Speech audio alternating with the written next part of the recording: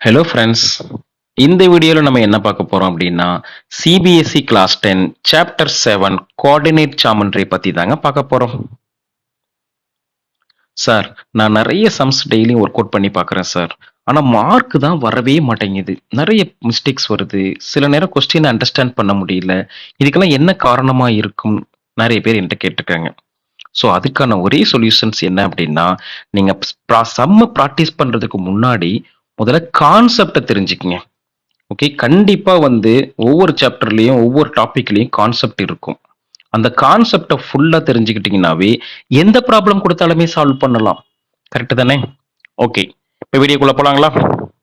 இப்ப இங்க பாருங்க. ஃபர்ஸ்ட் கோஆர்டினேட் ஜியோமெட்ரி இந்த சாப்டர் தான்.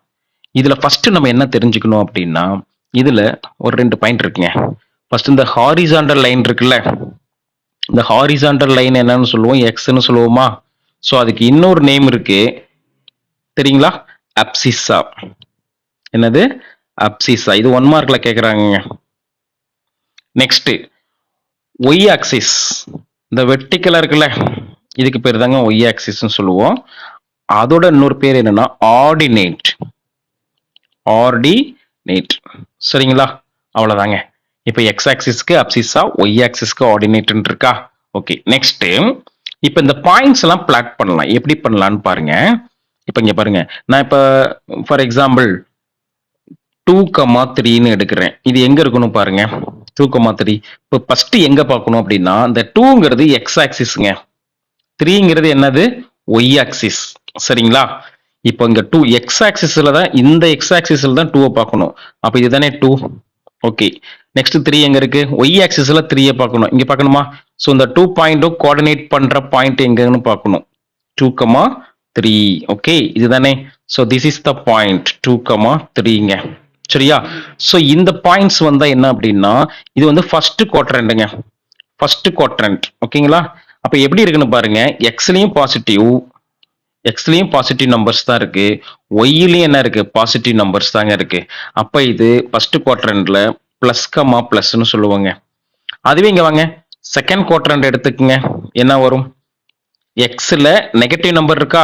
ஒய்ல பாசிட்டிவ் நம்பர் இருக்குங்க. அப்போ நெகட்டிவ் மைனஸ் கமா பிளஸ்னு வருங்க second quadrant. Next third quadrant வாங்க.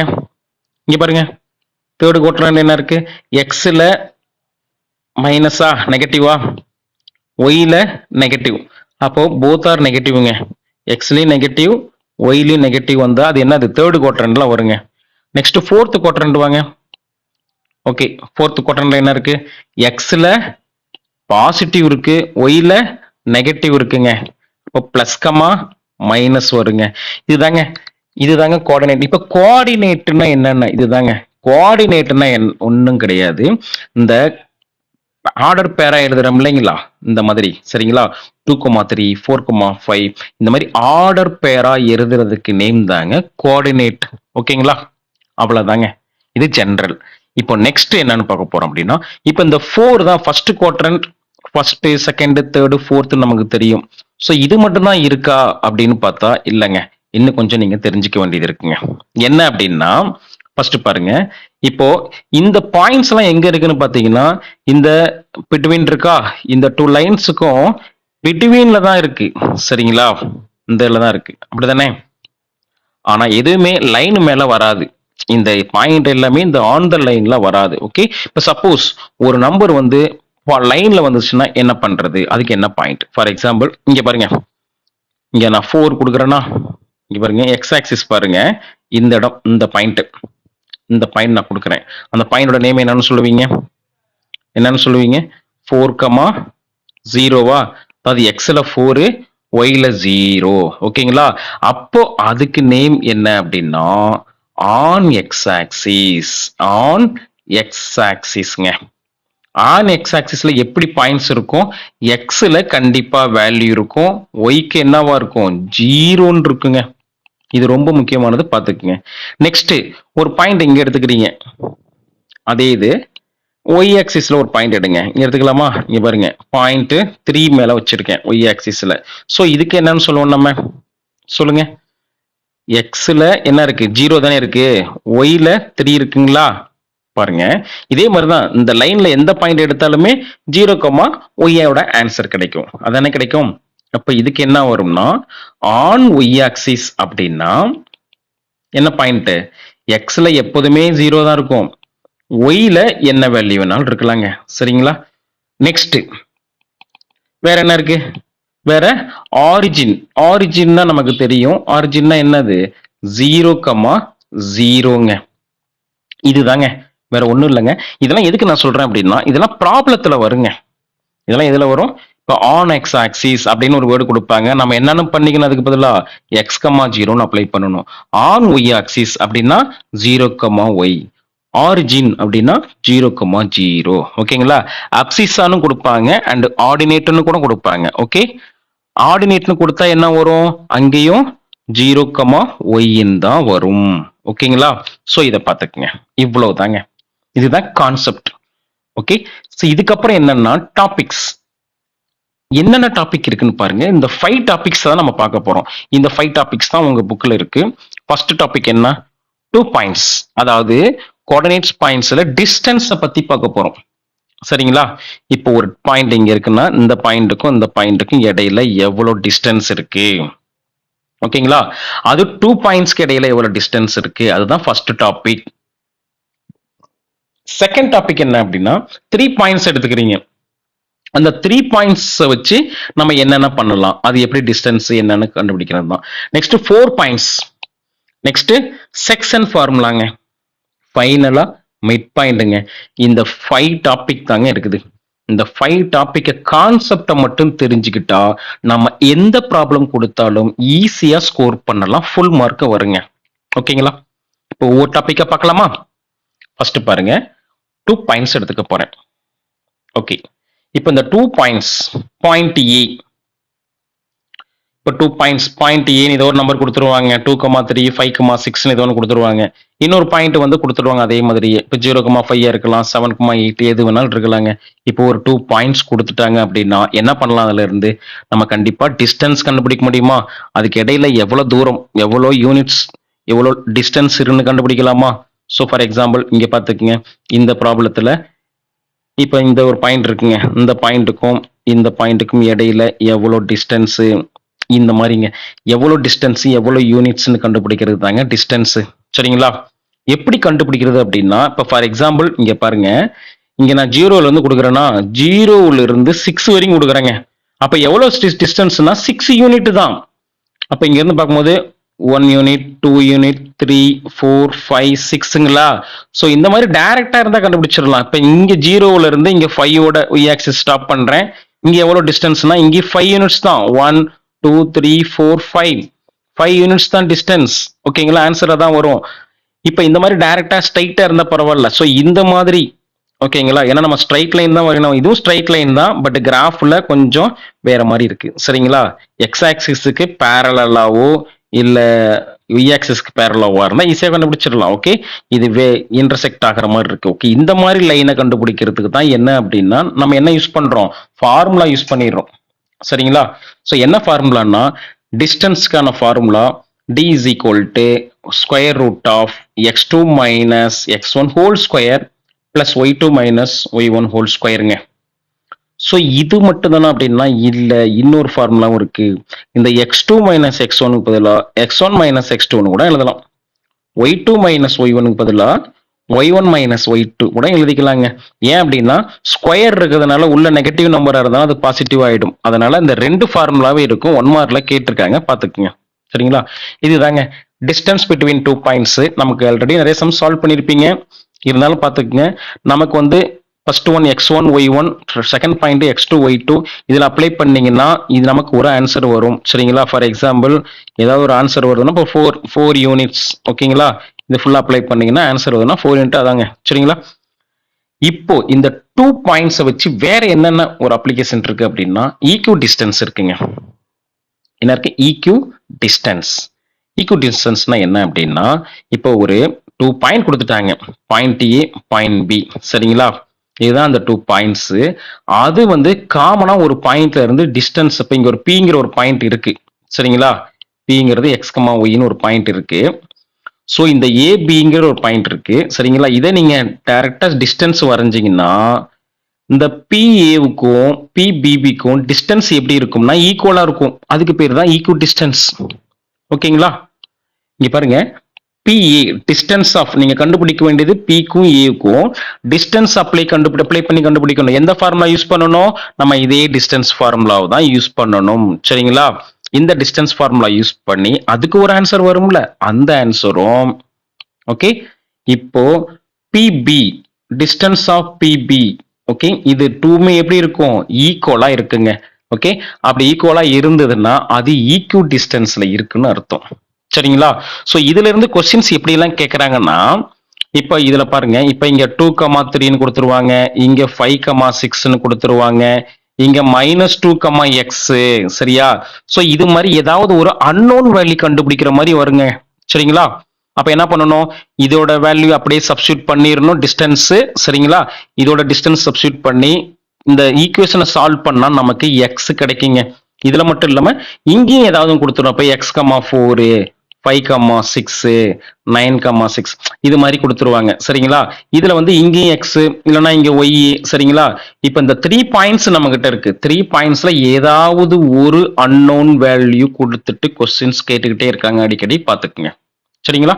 இதுதாங்க 2 பாயிண்ட வச்சு டிஸ்டன்ஸ் ஓகே, ஈக்குவல் டிஸ்டன்ஸ். புரியுதுங்களா உங்களுக்கு? ஓகே, நெக்ஸ்ட் என்னங்க 3 பாயிண்ட்ஸ்ங்க. இப்போ 3 பாயிண்ட்ஸ், இந்த 3 பாயிண்ட்ஸ் எப்படி வேணாலும் இருக்கலாம். இப்போ பாயிண்ட் ஏ சரிங்களா, next point B, next point C. 3 points கொடுத்துருவாங்க. அந்த 3 பாயிண்ட்டுமே ஃபர்ஸ்ட் இங்க பாருங்க, அது கொலினியர் பாயிண்ட்ஸா இல்லையா அப்படின்னு செக் பண்ண சொல்லுவாங்க. ஓகே, கொலினியர் அப்படின்னா என்ன அப்படின்னா 3 பாயிண்ட்ஸ் இருக்கும், அந்த 3 பாயிண்ட்ஸுமே ஒரே லைன்ல இருக்கும். Okay, 3 points are lying on the same line, அதுதான் கொலினியர் பாயிண்ட்ஸ்னு சொல்லுவோம் சரிங்களா. ஓகே, இது கொலினியர் பாயிண்ட்ஸா இல்லையான்னு கண்டுபிடிக்கிறதுக்கு என்ன சார் ரூல் அப்படின்னா வெரி சிம்பிளுங்க. இப்போ எப்படி பண்ணாலுமே நாம என்ன பண்ணணும் அப்படின்னா, நம்ம இந்த 3 பாயிண்ட்ஸ்க்குமே என்ன கண்டுபிடிக்கணும்னா முதல்ல டிஸ்டன்ஸ் தாங்க கண்டுபிடிக்கணும். ஃபர்ஸ்ட் எப்போதுமே டிஸ்டன்ஸ், இந்த இது பார்க்கறது எல்லாமே டிஸ்டன்ஸ் ஃபார்முலா வச்சு தான் நம்ம பார்த்துட்டு இருக்கோம். ஏபி டிஸ்டன்ஸை கண்டுபிடிச்சிடணுங்க. இந்த 3 பாயிண்ட்ஸ் இருக்கா, அதுக்கப்புறம் பிசி டிஸ்டன்ஸையும் கண்டுபிடிக்கணும், ஃபைனலா AC distance.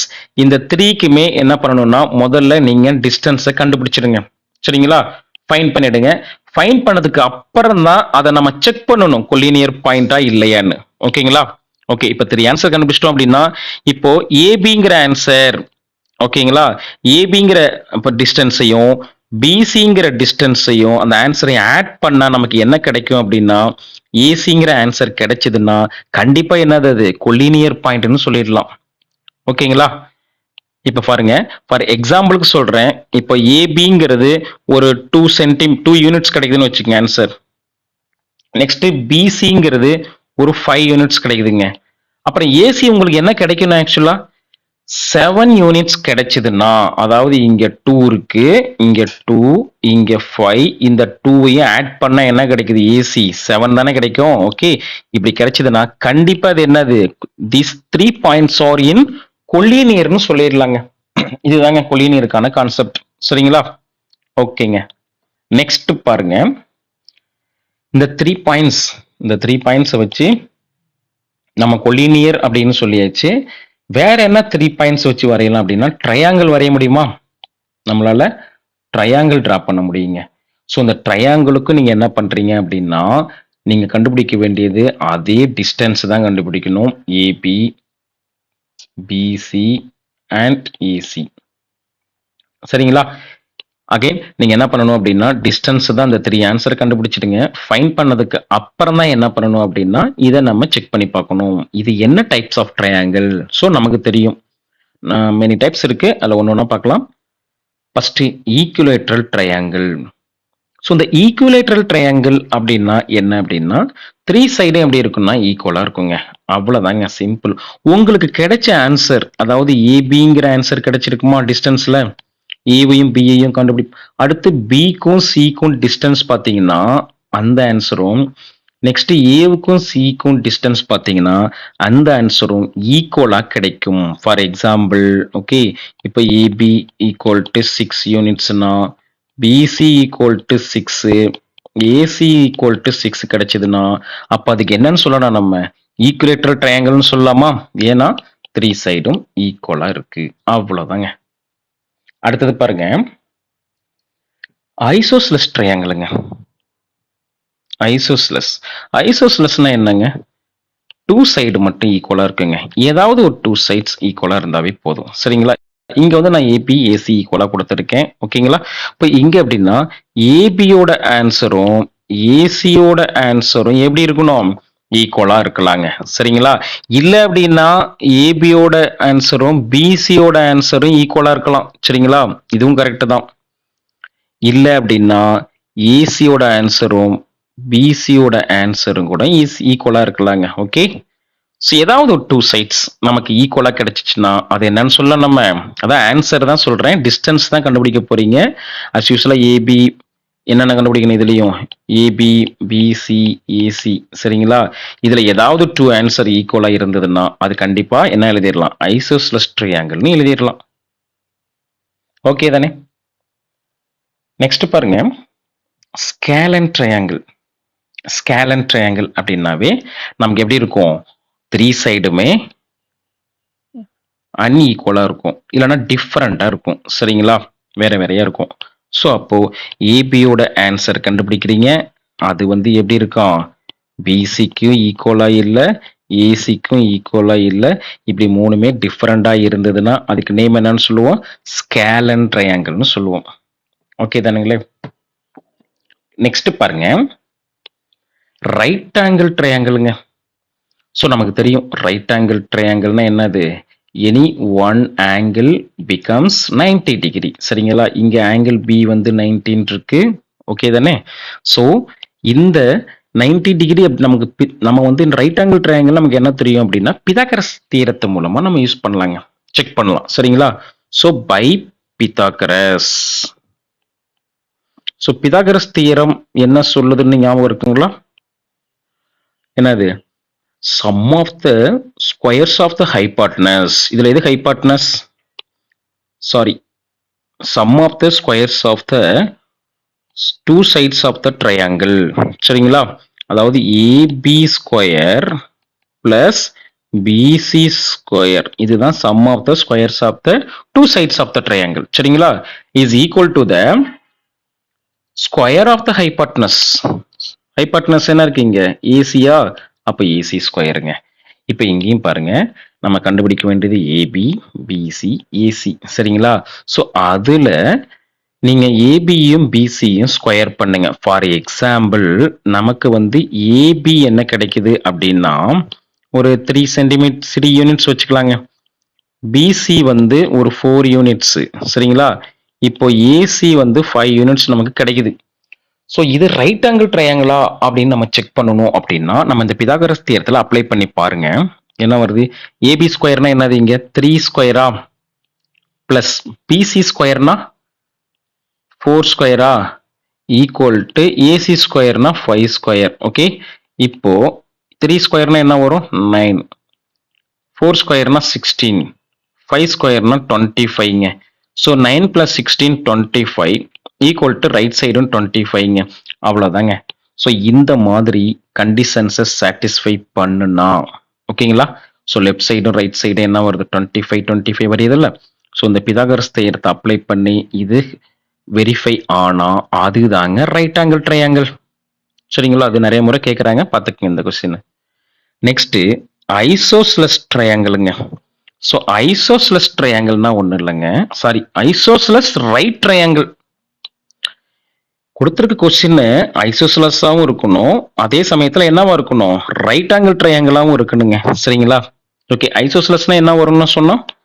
Both side will be equal. இது any 2 side will be equal. இது ஈக்குவலாக இருக்கு. அது இல்லாமல் அது 90 டிகிரியா இருக்கணும், ரைட் ஆங்கிள்ங்க.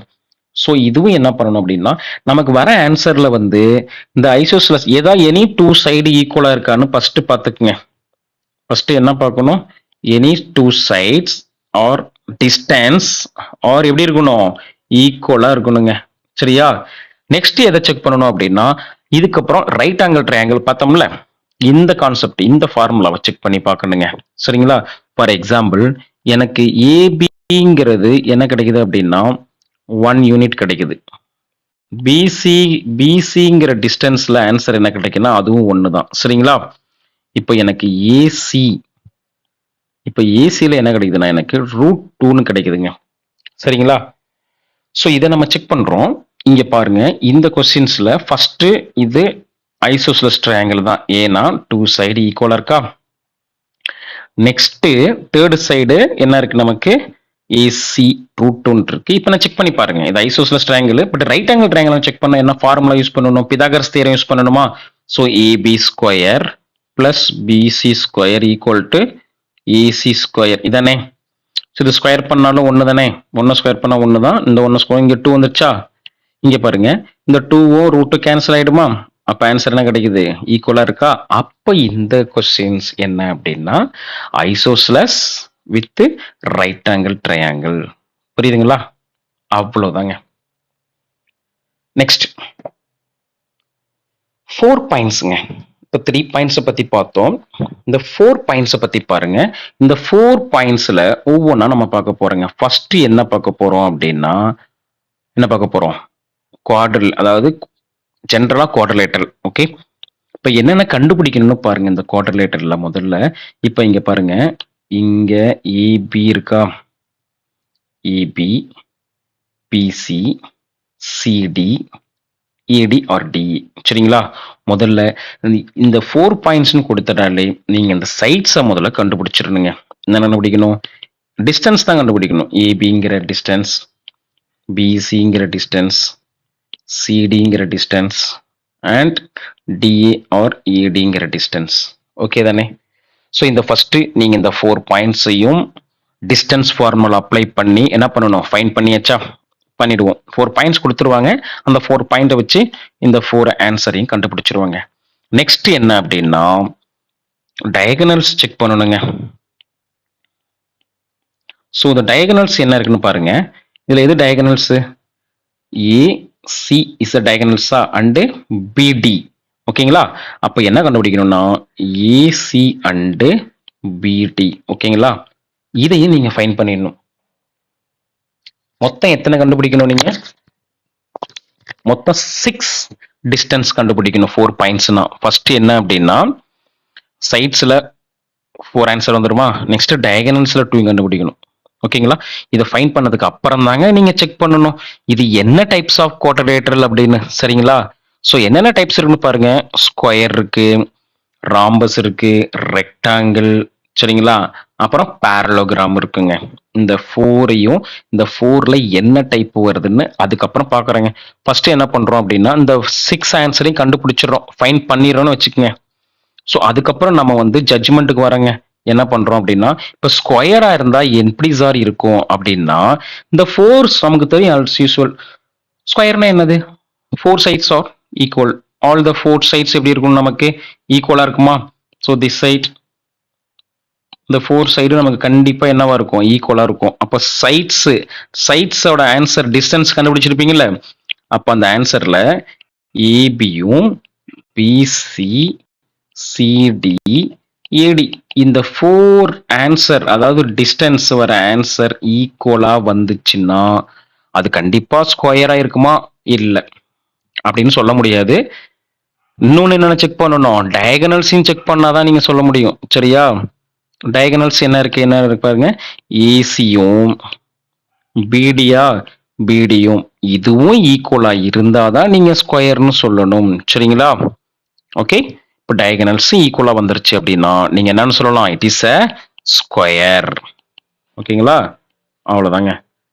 ஓகே, ஜஸ்ட் டிஸ்டன்ஸ் ஃபார்முலால தான் போயிட்டு இருக்கோம் இது வரைக்குமே. அந்த ஒரே ஒரு ஃபார்முலா வச்சு தான் டிஸ்டன்ஸ் தான் கண்டுபிடிக்கிறீங்க. 6 டிஸ்டன்ஸ் கண்டுபிடிக்கிறீங்க. அந்த 6ல இந்த 4 சைடை மட்டும் எடுத்துக்கங்க. இந்த 4 ஆன்சர் டிஸ்டன்ஸோட ஆன்சர் ஈக்குவலா வருது, பிளஸ் டயகனல்ஸும் ஈக்குவலா வருது இந்த ஆன்சரும் அப்படின்னா கண்டிப்பா அது ஸ்கொயர் தான் அப்படி எழுதிடலாம். ஓகே தானே? நெக்ஸ்ட் பாருங்க. Next rhombus. ஒருவேளை உங்களுக்கு சைட்ஸ் இங்க பாருங்க, உங்களுக்கு இந்த சைட்ஸ் சொன்னோம்ல, ஏபி ஈக்குவலா இருக்கு, பிசி ஈக்குவலா இருக்கு, சிடி அண்ட் ஏடி ஓகே ஈக்குவலா வந்துருச்சு. அது 4 சைடு ஈக்குவலா இருந்தா அது ஸ்கொயர் மட்டும்தானா அப்படின்னு சொல்ல முடியாதுங்க. ஏன்னா டயகனல்ஸ் ஈக்குவலா வரல அப்படின்னா அது ஸ்கொயர் வராது. என்ன வந்துரும்? ராம்பஸ்ல போயிடுங்க. இப்போ இதுல ஏசி டயகனல் ஓகேங்களா? இப்போ டயகனல் பிடி நெக்ஸ்ட் இந்த இருக்குங்களா? இது வந்து ஈக்குவலா இல்லாம நாட் ஈக்குவலா இருந்ததுன்னா ஒருவேளை ஓகேங்களா? 4 சைடு ஆன்சர் ஈக்குவலா வந்து டிஸ்டன்ஸ் அதாவது டயகனல்ஸோட டிஸ்டன்ஸ் ஈக்குவலா வரலன்னா அது என்னன்னு சொல்லலாம் நம்ம இட் இஸ் எ ராம்பஸ் ஓகேங்களா அவ்வளவுதாங்க சிம்பிளுங்க நெக்ஸ்ட்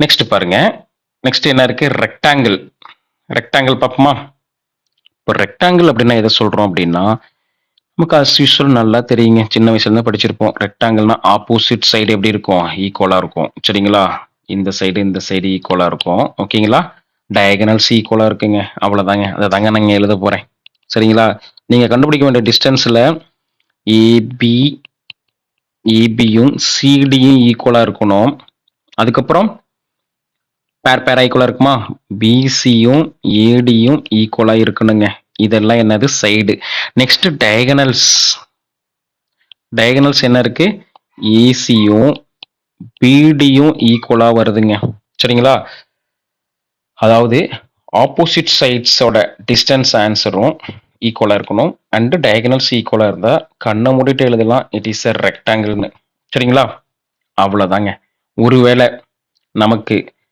அதே மாதிரி ஆப்போசிட் சைட்ஸ் ஈக்குவலா இருக்கு ஆனா என்ன ஈக்குவலா இல்ல அப்படின்னா டயகனல்ஸ் ஈக்குவலா இல்ல அப்படின்னா என்னன்னு சொல்லலாம் அத பேரலோகிராம் சொல்லலாமா இங்க பாருங்க ஒருவேளை சைட்ஸ் அதே மாதிரி ஏபியும் சிடியும் ஈக்குவலா இருக்குங்க ஓகே நெக்ஸ்ட் பிசியும் ஏடியும் கூட ஈக்குவலா இருக்குங்க சரியா சைட்ஸ் ஈக்குவல் ஆப்போசிட் சைடு ஈக்குவலா வந்துருச்சு ஆனா இந்த டயகனல்ஸ் சொன்னோம்ல டயகனல்ஸ் என்ன இருக்கு ஏசியும் பிடியும் எப்படி இருக்கான் நாட் ஈக்குவல்னு வந்துருது ஈக்குவலா வரல அப்படின்னா என்னது இது என்னன்னா பேரலோகிராம் இங்க பாருங்க இங்கே நம்ம பார்த்தாவே தெரியுது இது ரெண்டு ஈக்குவலா இருக்கா சைடு திஸ் சைடு ஈக்குவலா இருக்கா இங்க பாருங்க இந்த டயகனல்ஸ் கொஞ்சம் லென்த்தா இருக்கு பாருங்க இது கொஞ்சம் ஷார்ட்டா இருக்கு பாருங்க சரிங்களா இது பார்த்தாவே தெரியுதா நமக்கு ஓகே பிக்சர்ல தெரியும் ஆனா சம்ல நம்ம டயகனல்ஸ் டிஸ்டன்ஸ் வச்சு தான் கண்டுபிடிக்க முடியும் சரிங்களா அவ்வளவுதாங்க இதுக்கு இன்னொன்று இருக்கு மிட் பாயிண்ட்ஸ்ல ஒன்று சொல்லுவாங்க மிட் பாயிண்ட்ஸ்லயும் நம்ம பேரலோகிராம் ராம்பஸை பத்தி பார்ப்போம் ஓகே ஸோ அவ்வளவுதாங்க இதுதாங்க நமக்கு வந்து என்னது 4 பாயிண்ட்ஸ் உள்ளது ப்ராப்ளம் கண்டுபிடிச்சிடலாமா இல்லையா ஜஸ்ட்